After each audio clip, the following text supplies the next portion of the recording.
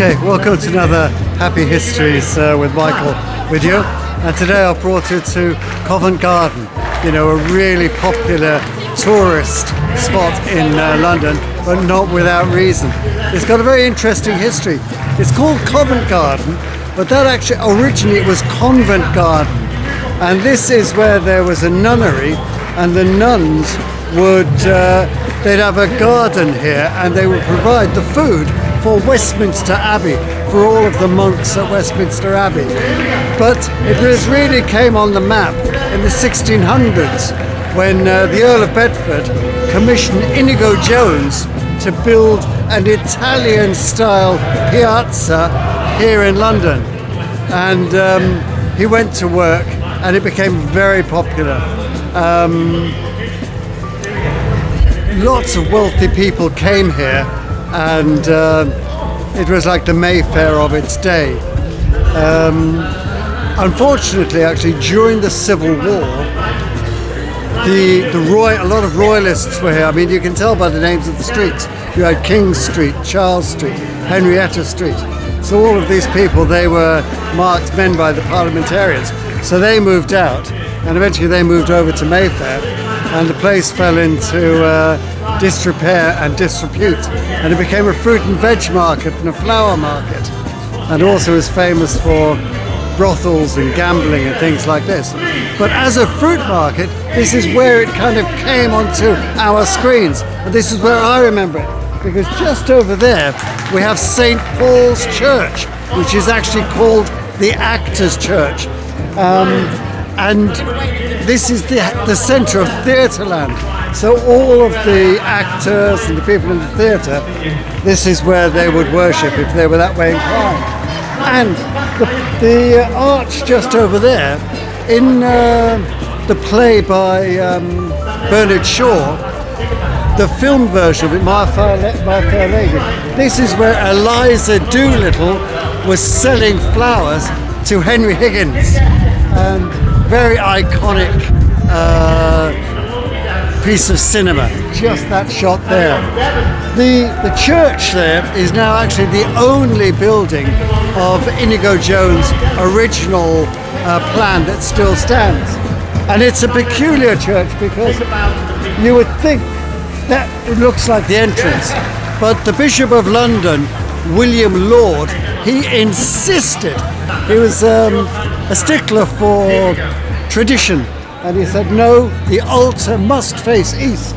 So in order to get into the church, you have to go in by the back door, and that is actually kind of walled off there. But follow me, and I'll give you a little bit of a tour of the church itself and its grounds. In fact, we have a trick cyclist on his unicycle performing for everybody. And in fact, Samuel Pepys records in his diary that it was here that he saw an earlier version of the Punch and Judy show, one of the first Punch and Judy shows. So let's go along here. Okay. Actually, here in this, just by the entrance, we've got this magnificent statue of St. Paul on his way to Damascus. And this was unveiled by acting royalty.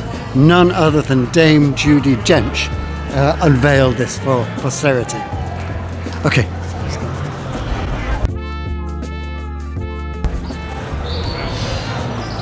Okay, this is actually strange to get into the church. It's almost like you've got to go into the tradesman's entrance.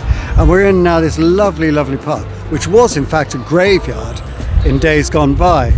And to get in here, it's almost, well, everybody knows about it now, and of course it's a beautiful day and everybody's picnicking and really enjoying themselves. But what I love is the ways that you go into it. It's almost like a private courtyard. But anyway, we're going to go inside, and I'm hoping that the organist is not playing music. So I'm going to show you some of the plaques of famous actors who were commemorated here.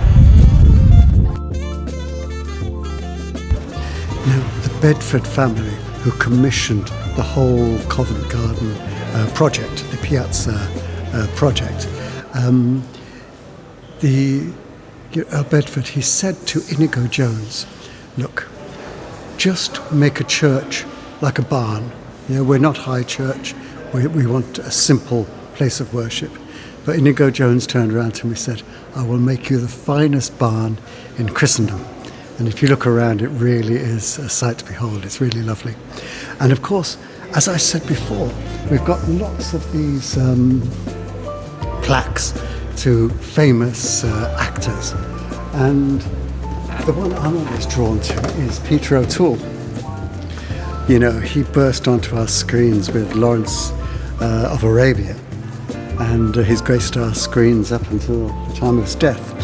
But I remember him particularly for Lawrence of Arabia, of course, and then The Man of La Mancha. And less than 10 years before his death, he played an aging actor dying of prostate cancer. And he played opposite Jodie Whittaker, who became James Bond, who became Doctor Who, and also, I think it was Leslie Phillips. And Peter O'Toole and Leslie Phillips, at one point during the film, they came in here to pay their respects to all of these actors who are commemorated here. And the organist was playing some music, and Leslie Phillips and Peter O'Toole danced in that area just over there. So these people have graced our screens, and of course, you know, theatre is alive, and this is why it actually became the Actors' Church. And actually, just down here, if you follow me.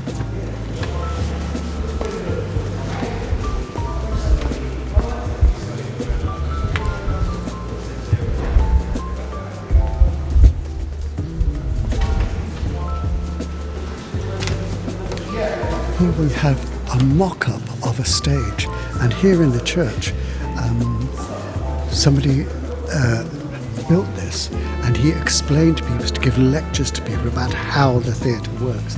And if you look behind, you can see ropes where scenery comes down and so on. And what they used to do, the funds from these lectures, they used to pay for a school where the children of actors who were on tour, they could be educated and cared for whilst they were away. But it's a wonderful, really beautiful church.